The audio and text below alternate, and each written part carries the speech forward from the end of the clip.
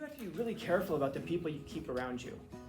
Just like you have to be careful about the kinds of foods that you eat. If you're thirsty, hopefully you're not going to grab a bottle of bleach and drink it because you're thirsty. Hopefully you'll understand, if I put that into my body, that can kill me. Hopefully if you say, oh, well, but what if I just, like a little teaspoon of bleach in with my water? Is that going to kill you? It might not. It might just mess you up a bit. And if you put even less, it's never going to be a good amount. The question is just going to be how much damage does it do? And most of us would be really careful about not putting bleach into our bodies. And yet, because of the decaying effect of it, and yet we'll listen to some of the worst music with the worst influences. We'll watch some of the worst movies with some of the worst influences, or we'll watch some of the worst videos with some of the worst influences, and we'll legitimately say to ourselves, oh, this has no impact on me. Well, of course it does. Anything you put into your body is going to affect your body, good or bad. Anything you put into your mind is going to affect your mind, good or bad. And that's because every ideal is a judge. Every ideal that we look at, we have to compare ourselves to, and then we oftentimes, if the ideal is a good ideal, if it's a worthy ideal, we'll constantly find ourselves lacking, not quite at that level.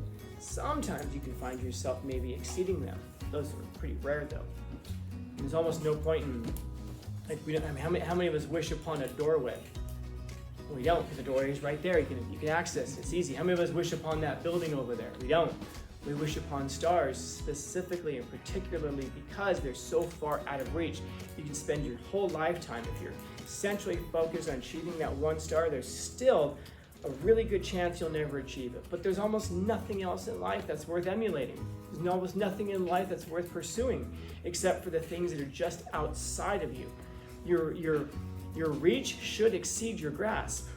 The things that you're trying to reach for should be outside of what you believe that you can attain. That's the thing. Life is not going to necessarily be a series of achievements. It's going to be a series of looking for something to achieve.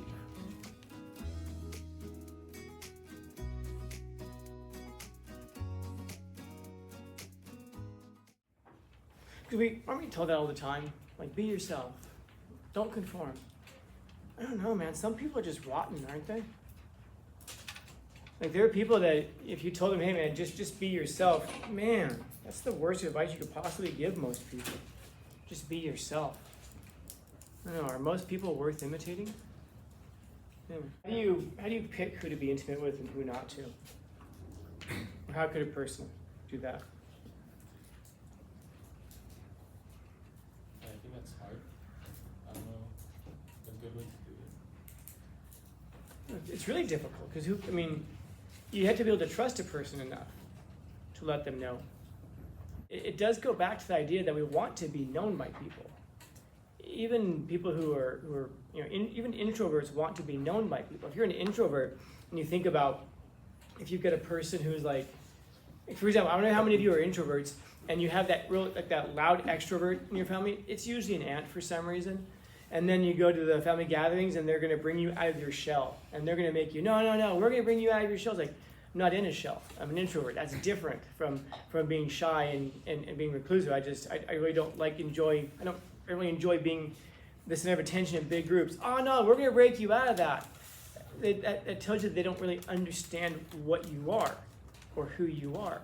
They think that they just have to, shine some attention on you and then your whole personality is going to change, which of course is suggesting that there's something wrong with your personality in the first place. And so either they're telling you there's something wrong with your personality, and they do understand you, and they think it's just wrong to be the way that you are, or they don't really understand you. They haven't taken the time to get to know you, but they've committed themselves to changing you anyway. Neither of those are good propositions for you as a person, to be told that there's something wrong with you, or that people don't take the time to get to know you. And so that's the thing, is that we want to be known. Even an introvert, we want to be known as an introvert and understood. And yes, accepted that way. And so there is a line there. That's what I was asking about, where that line is with regards to acceptance, because you do have to be really careful about the people you keep around you. Just like you have to be careful about the kinds of foods that you eat. If you're thirsty, hopefully you're not going to grab a bottle of bleach and drink it because you're thirsty. Hopefully you'll understand, if I put that into my body, that can kill me. Hopefully, if you say, oh, well, but what if I just, like a little teaspoon of bleach in with my water? Is that going to kill you? It might not. It might just mess you up a bit. And if you put even less, it's never going to be a good amount. The question is just going to be how much damage does it do? And most of us would be really careful about not putting bleach into our bodies. And yet, because of the decaying effect of it, and yet we'll listen to some of the worst music with the worst influences. We'll watch some of the worst movies with some of the worst influences, or we'll watch some of the worst videos with some of the worst influences, and we'll legitimately say to ourselves, oh, this has no impact on me. Well, of course it does. Anything you put into your body is going to affect your body, good or bad. Anything you put into your mind is going to affect your mind, good or bad. Of course, as you get better with it, you can start to sort these things out, and you can process it differently, and hopefully not be impacted nearly as much, or have more control over the ways in which you're impacted. So now you start thinking about friends and how many friends you have around you. What kind of influences are being fed into you that way as well. And we don't like the idea that people will have so much control over us, because it's not really control. It isn't like most of our friends are sitting around like puppeteers and like trying to make us dance and make us believe things or influence us. It's the most nefarious form of it. It just happens. And that's why I was asking about earlier about how do we figure out what friend groups we have around us. I wonder how many of us sit out and say, I want to find some friends. I'm going to find some friends who are motivated, who are future driven, they're goal oriented, they're ethical, they're good people, and then we set to find friend groups like that. Or how many of us just kind of find ourselves in friend groups? And if so, it's quite phenomenal how we just randomly find ourselves into friend groups, and yet we blend into them so swimmingly well. And a lot of it is probably because we change ourselves a little bit to match the groups that we're in. At least we change ourselves a little bit enough to be able to fit into those groups. So I was asking that question also about why is it, is it such a bad thing to conform ourselves to peer groups? And again, we're oftentimes saying, you have to be yourself, don't let people change you. But I mean, of course we should let people change us. The question is going to be which people. Again, is anybody in here the exact same person you were when you were 2 years old? I hope not, because you've changed since then. You've been shaped by other people. Your environment shapes you, but also the social influences have shaped you. We're going to, and we should be changed by other people. It's like, for example, if you didn't care at all about what people said or thought, how would you know how to behave? You'd still be kicking and screaming like a 2-year-old in a restaurant every time things didn't go your way. Some people are still doing that when they're 25 and 35 and 85. But by and large, we shape ourselves because we realize, well, that's not the way I'm supposed to be. And we see other people, and then we try to live up to those ideals. And I'm convinced that that's one of the reasons that we try to shy away from ideals so much today. Like, we have people who we think of as being like think about today, if I were to ask you who your role models are, and if I were especially ask you who are your living role models, who are the people that you look at and you say, I want to be like these people in these ways. Professionally, ethically, whatever. And I don't know, I wonder how many of us have living role models. A lot of times we'll have to dig into history to find somebody, because I don't know, it just doesn't seem like there are a lot of people who are alive today who are worth emulating. Certainly not famous people. A lot of us will say, oh, my mom or my dad or my aunt or my uncle, which is wonderful, it's perfect, it's good. But think about historically, it's hard to go back in time and say, there was this time period in which there was no one living who was worth emulating. And the truth is that there's always someone alive who's worth emulating. Not emulating in every way. And for some reason, today, we're so hell-bent on just tearing down the idols of the past, or the ideals of the past. You look at someone like Martin Luther King Jr., I was mentioning in the last period. Phenomenal role model in almost every single way. Except that the guy cheated on his wife with his secretaries and had illegitimate children. He was a reverend. He was supposed to be a church man. So do we now look at him and go, he has this imperfection in his character, so therefore he's not worth talking about and following. We should just throw him away and destroy all of his statues and everything. Or do we look at what the guy represented and what he accomplished and say, Turns out he was mortal. We don't have to celebrate his mortality. We can celebrate the parts of him that are the ideals, the things that we can say, I want to be like him in these ways. None of us wants to be, and none of us should want to be like anybody in every way. But there are these people we can look at historically and say, I want to be like that person. But I just think, like, who is it today that you would look at and say, I want to be like that person in most ways? Like, there might be someone like, I don't know, like a content producer who you look at and say, I want to produce content like that. But would you want to be a human being like that person? Would you model your character after them? Would you model your life plans after them? Would you look to them as an example, as an ideal? And the truth is that we don't really have many of them these days. And I just wonder if it's because we tear down the ideals, because every ideal is a judge. And we hate the judges today. Isn't that what we always saying? Don't judge me, don't judge me, don't judge me. What we really mean is don't judge me negatively. If someone says, don't judge me, you should tell them, yeah, you're right, I shouldn't judge you. You're actually a wonderful, spectacular person. And I have no right judging you.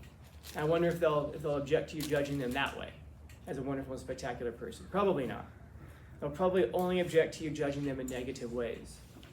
And that's because every ideal is a judge. Every ideal that we look at, we have to compare ourselves to, and then we oftentimes, if the ideal is a good ideal, if it's a worthy ideal, we'll constantly find ourselves lacking, not quite at that level. Sometimes you can find yourself maybe exceeding them. Those are pretty rare, though. And there's almost no point in, like, how many of us wish upon a doorway? We don't, because the doorway is right there. You can access it. It's easy. How many of us wish upon that building over there? We don't. We wish upon stars specifically and particularly because they're so far out of reach. You can spend your whole lifetime, if you're centrally focused on achieving that one star, there's still a really good chance you'll never achieve it. But there's almost nothing else in life that's worth emulating. There's almost nothing in life that's worth pursuing except for the things that are just outside of you. Your reach should exceed your grasp.